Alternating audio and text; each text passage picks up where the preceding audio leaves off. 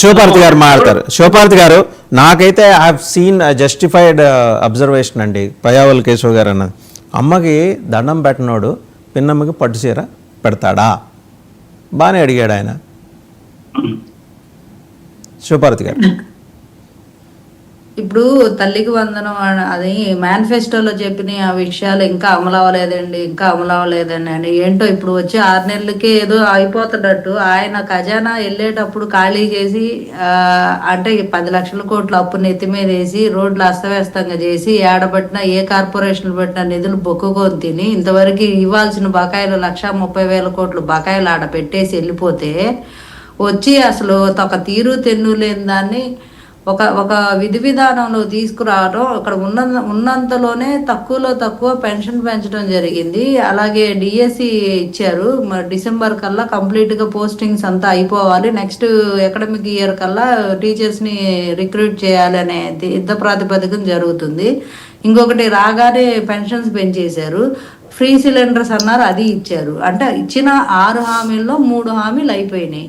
ఇంకా 3 హామీలు ఏంటి? రైతులకి సంబంధించి మహిళలకి ఫ్రీ బస్ ఒకటి, విద్యార్థులకు అమ్మఒడి. ఖచ్చితంగా అమ్మఒడి ఇప్పుడు అకాడమిక్ ఇయర్ కూడా అయిపోతుంది కాబట్టి తల్లికి వందనం ఇమీడియట్గా జరగాలని చెప్పి అది దాని మీద జరుగుతుంది. దాని మీద వాళ్ళు భర్జన పడుతున్నారు. నిధులు సమకూర్చుకోవడం ఎట్లాగా ఏంటి చేయాలి. పాత ఈ పెండింగ్ పెట్టిన 3,000 కోట్లు జగన్మోహన్ రెడ్డి గారు విద్యా దీవెన, వసతి దీవెన అన్నిటికి సంబంధించి 3,000 కోట్లు పెట్టిన బకాయిలు తీర్చారు. ఇప్పటికి మళ్ళీ వాళ్ళకు ఒక 6,000 కోట్ల దాకా పడతాయి ఇప్పుడు తల్లికి వందనం ఇవ్వాలంటే. అవన్నీ నిధులు సమకూర్చుకొని చేయాలి. ఇందులో ఉన్న దానిలోనే మళ్ళీ పోలవరానికి నిధులు కేటాయించారు, అమరావతి కేటాయించారు, ఇప్పుడు బీపీసీఎల్ లాంటి కంపెనీలు తీసుకొచ్చారు. మిగతా వాటికి కొన్ని విషయాల్లో రోడ్ల విస్తరణ కోసం మరి డబ్బులు ఇస్తున్నారు.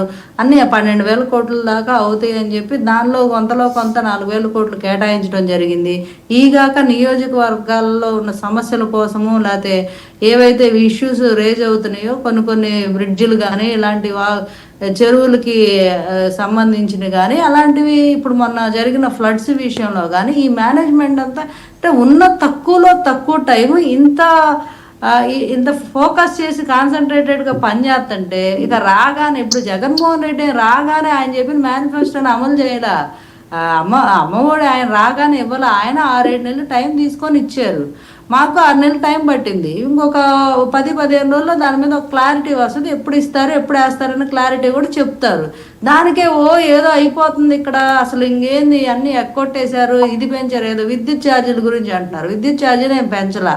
అది జగన్మోహన్ రెడ్డి గారు చేసిన తప్పిదం వల్ల జరిగిన అది వాళ్ళు ఆల్రెడీ ఒప్పందం మీద వాళ్ళు అనుమతి దానినే చేశారు. వీళ్ళేం జీవో రిలీజ్ చేయలేదు. కూటమి ప్రభుత్వం ఎలాంటివి హైక్ చేస్తూ ఛార్జెస్ ఏమి జీవోలు ఇవ్వలేదు. పాతవి మీరు కంటిన్యూ చేసిపోయినవే అవి. దానిలో క్లారిటీ ఇచ్చారు అందరూ. విద్యుత్ సమస్యకు సంబంధించిన వాళ్ళందరూ మాట్లాడారు. ఇంకేదో అంటున్నారు రైతుల ధాన్యం అని. రైతుల ధాన్యం అత్యధికంగా కొన్నారు ఈ సంవత్సరం. రైతులే వచ్చి బయటకు వచ్చి స్వచ్ఛందంగా చెబుతున్నారు, మాకు కావాల్సిన ఎక్విప్మెంట్ అంతా ఇస్తున్నారు, సంచులు ఇస్తున్నారు, ధాన్యం కొంటున్నారు, మాకు ఇబ్బంది లేదని రైతులే చెప్తున్నారు. ఇంకా మీరేదో రైతులకు చేయలేదని మీరు దీక్ష చేశారు, ఒక రైతు రాలా.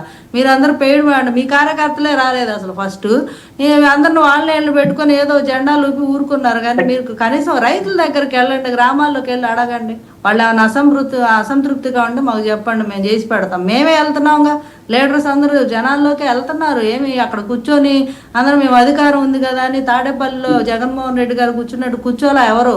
ప్రతి ఒక్క నాయకుడు జనాల్లోనే ఉంటున్నారు, ప్రజల్లోకి వెళ్తున్నారు, సమస్యలు తెలుసుకుంటున్నారు, పని చేస్తున్నారు. ఈగాక ఏమైనా విపక్షంగా మీరు ఏమైనా చెప్పదలుచుకుంటే చెప్పండి. ఇంకా ప్రతి దాని మీద రాజకీయం చేయమాకండి. మేనిఫెస్టోలో మేము ఇచ్చింది సూపర్ 6, 6, 3 అయిపోయినాయి. ఇంకా 3 పెద్ద విషయం కాదు, అవి చేస్తారు, అతి త్వరలోనే చేస్తారు.